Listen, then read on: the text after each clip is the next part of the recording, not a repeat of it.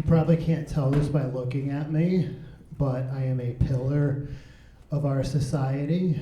I volunteer at libraries all over the Seattle area. They don't know that I volunteer, but I figure it's like the thought that counts. What I do is I go in and I hide joints in the young adult book section. Just like halfway through an Animorphs, I'm just like, this is gonna be a lot cooler now. I'm trying to encourage young readers, foster a sense of curiosity. I'm doing my part and giving back to the community. I put acid in the religious section.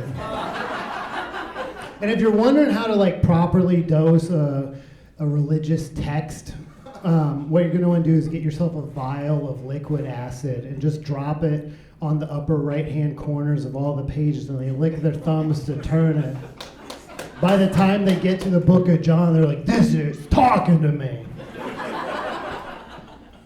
My dad recently died, and my sister and I were rooting through his stuff to see if he had anything worth selling.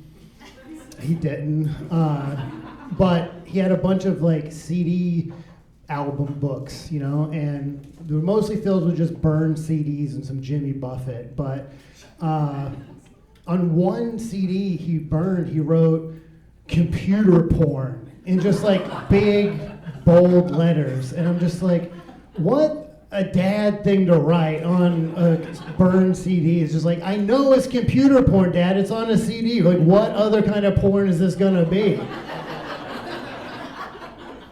Curiosity got the better of me. I fired up his laptop, popped it in, and turns out my dad's more of a romantic than I ever thought. They were mostly just pictures of my mom in compromising positions. But Computer Porn 2, the sequel, much better. It turns out me and my dad are a lot more alike than I thought.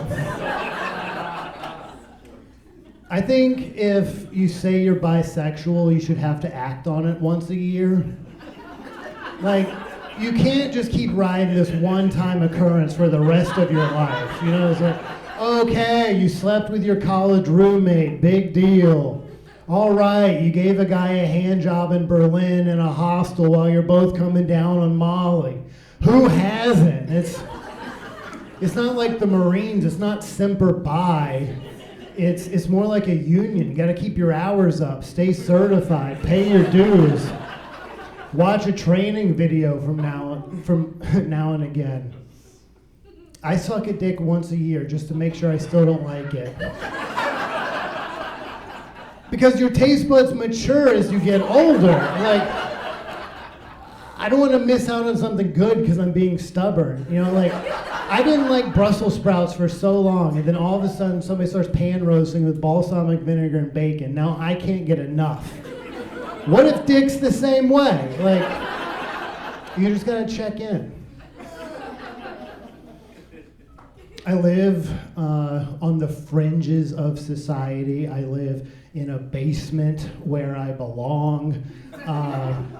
I'm a night dweller, I'm an artist, but I have great taste. I'm not an idiot. I know good stuff. And so I oftentimes feel really superior to people when I go to the grocery store and I see them buying bad produce, because I'm in there sniffing, tapping, listening, touching, squeezing. I'm doing everything in there to get the best produce.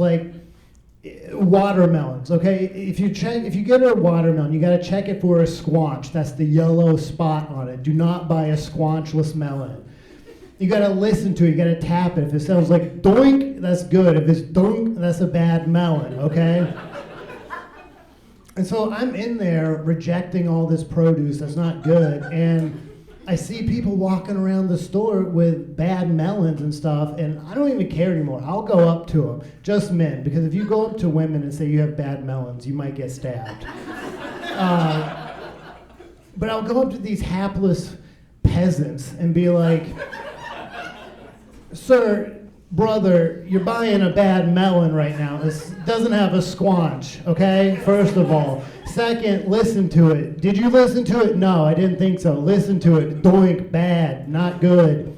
Don't buy this melon. And your kale's wilted, okay? they usually just like pull their AirPod out and they're like, what? And they're like, never mind. And they buy their bad produce, they go home, they feed it to their lover, and inevitably she says, this watermelon's not very good.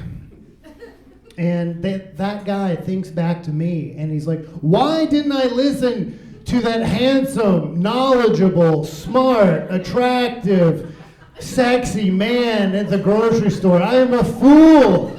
If these were hunter-gatherer times, my lover would know that I could not provide nutrient-dense food for her. She wouldn't breed with me anymore. I am an idiot. I've kind of developed a cult following at my local grocer now, and people come up to me now, they recognize me, and they say like, oh, produce wizard, should I buy this mango? They present me a mango and I palpitate it gently with the pressure needed to squeeze a man's testicles for pleasure, and I say, yay, this is a good mango, buy this mango, it is nice. No, do not buy this plum, it is not ripe. That is a squanchless melon, put it back.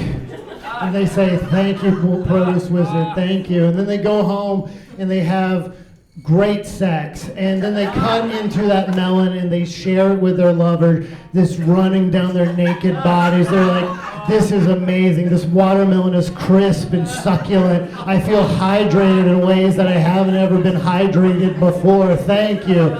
And I love that I get to be like a force ghost in their three-way. You know, like I'm like a sex tulpa in their bedroom, and they're like, thank you, produce wizard.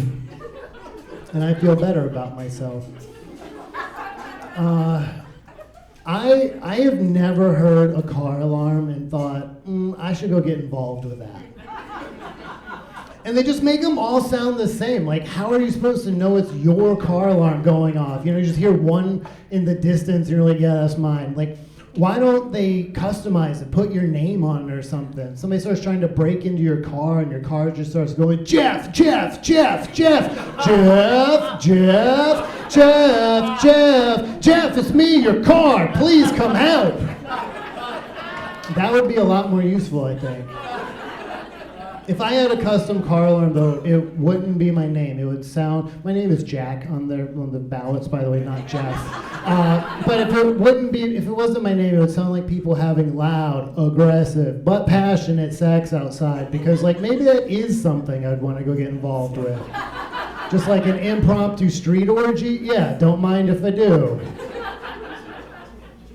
Until I can afford a car alarm, though, what I've been doing is just letting a homeless guy sleep in the back of my van at night. And if somebody starts trying to break in, he's like, Jeff, Jeff, Jeff, Jeff.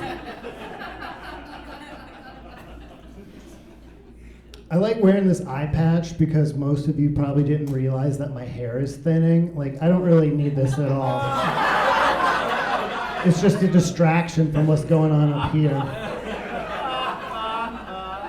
I say my hair's thinning, not balding, because it's not really leaving my body. It's just sort of trickling down the back of my neck, going into the recesses on my back. It's on a great migration right now. Turns out that my ass is the Florida of my body. It's just all gray hair and swampy down there, full of drugs.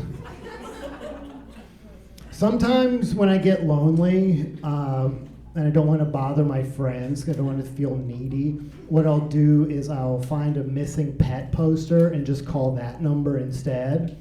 Because I'm like, they're already sad, kindred spirit, you know?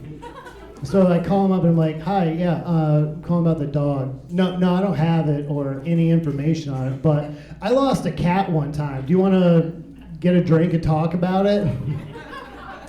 They usually don't take me up on it. So my new tactic has been, I call them up and I say, yes, I do have your dog. Let's meet at this coffee shop near my house.